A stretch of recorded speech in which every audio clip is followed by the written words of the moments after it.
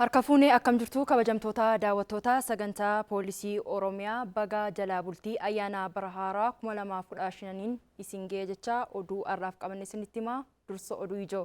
Ayyaanni bara haaraa 2015 nagaan akka kabajamuuf qajeelchi muummee poolisii Oromiyaa haal duree hunda xumuruu ibse. Qajeelchi poolisii godina Harargee Bahaa qondaaltotaa fi miseensota poolisii godinichaaf guddina gulantaa kenne.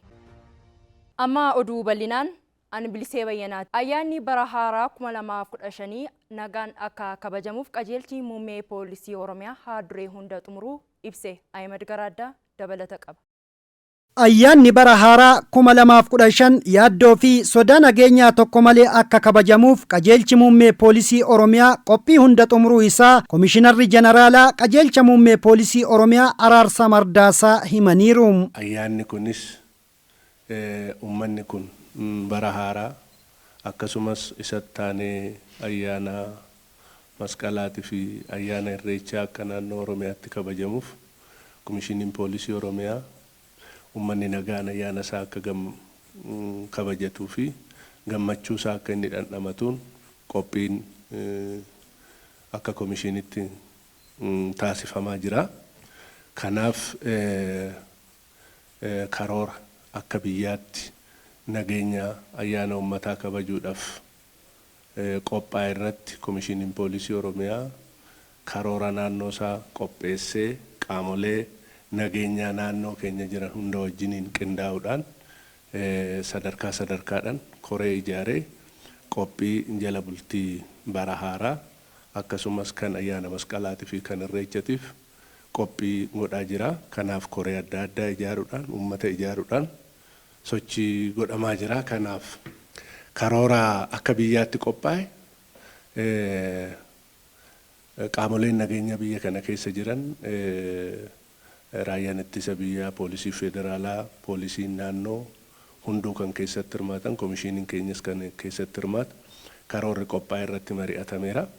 Akkasumas qaamolee nageenyaa kan biroo kan akka sakuriitii biyya kanaa dhimma kana wajjiniin koree ta'anii hojiin nageenya uummata eeguu cimee itti fufa. Barri haaraan kun kan kabajamu yeroo waraana juntaa fi ergamtoota isheen biyya keenya irratti aggaammii aggaamame qolataa jirrutti waan ta'eef ayyaana addaati jedhan Komishinarri Jeneraalaa qajeelcha muummee poolisii Oromiyaa Araarsaa Mardaasaan. Bara kana kan adda isa taasisu barreen gaddaas wayyaaneen yeroo akkanaa kana uummata keenya irratti waraana labsitee uummata keenyar gama tokko waraana san injifachuuf ga'ee isaa ba'aa ture.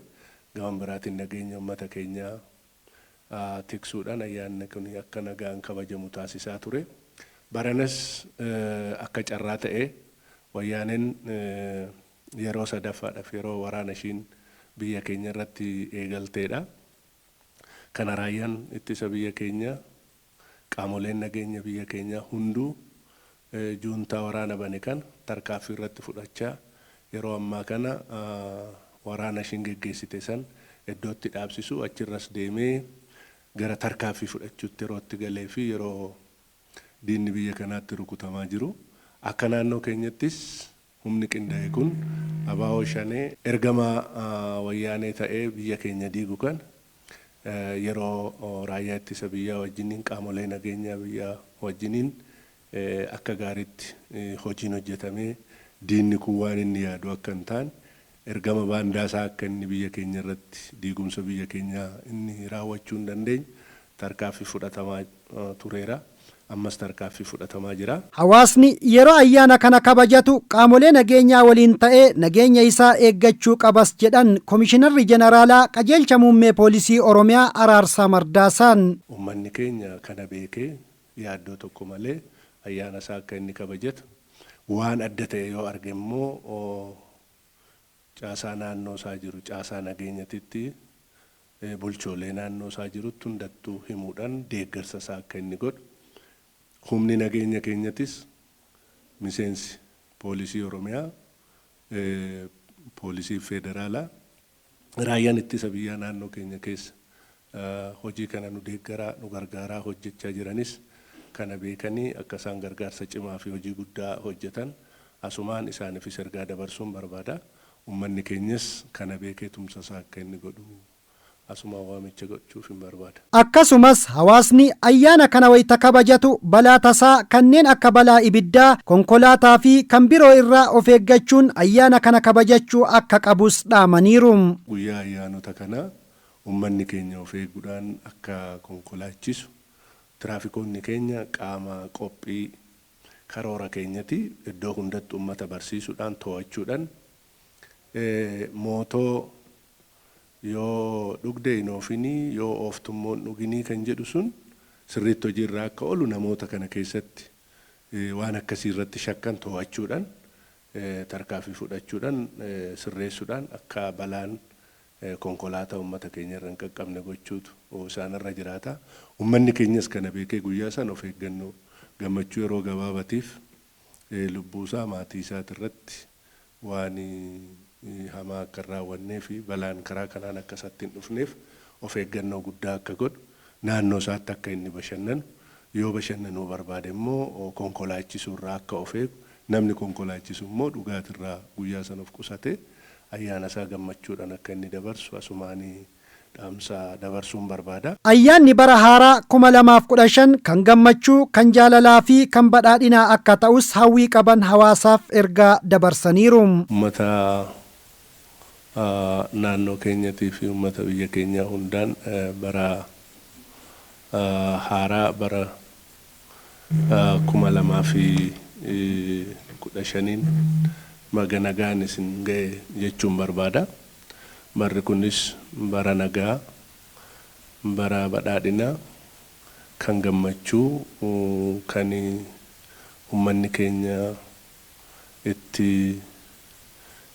milkaa'u akka ta'u abdii guddaan qaba. Qajeelchi poolisii godina Harargee Bahaa qondaaltotaa fi miseensota poolisii godinichaaf guddina gulantaa kenne. Jamaal Ibrahim dabalata qaba.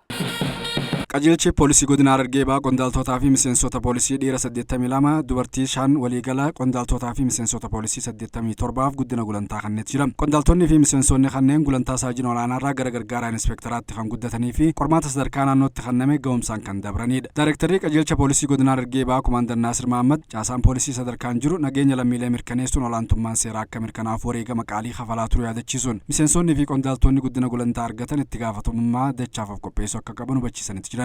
Hojii nageenya irratti hojii hundarratti hirmaachuudhaaf rakkoon guddaan waan qunnamuuf olaantummaan seeraa kabachiisuudhaaf gaheen humni hunbee gaarii jechuun ni danda'ama.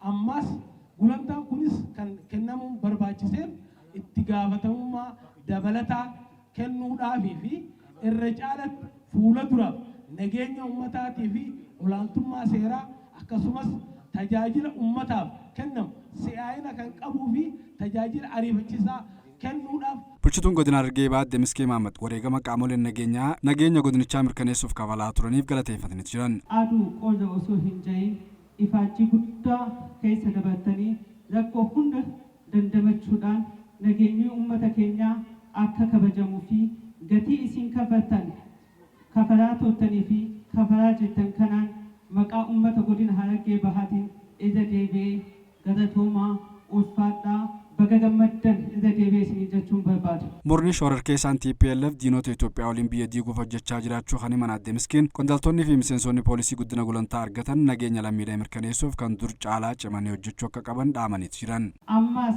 akkuma kaleessaatti juuntaan marsaa sadaffaaf biyya kana weeraruuf jeequuf diiguuf tattaafachaa jiraachuun isaa akkuma waliin beeknu waan ta'eef ammas akkuma kaleessaatti poolisiin keenya idileetii fi caasaan nageenyaatii fi uummanni keenya waliin ta'ee qe'ee keenya akka eeggannu. Daayirektarri itti aantuun humna namaa qajeelcha poolisii godina Harargee Bahaa Inspektar olaantuun Hannaa Waldamaariyaam miseensonni guddina gulantaa argatan hojii isaaniitiin fakkeenyummaa kan qabanii fi qormaata koomishiniin poolisii Oromiyaa baase kan dabran ta'uu himanii jiran. Guddinni gulantaa guyyaa har'aa kenname miseensota yeroo turmaata isaanii xumuran akkasumas raawwii hojii isaanii olaanaa ta'ee fi qormaata koomishiniin poolisii Oromiyaa baase sana qormaatamanii warra darbaniif kan kennamedha.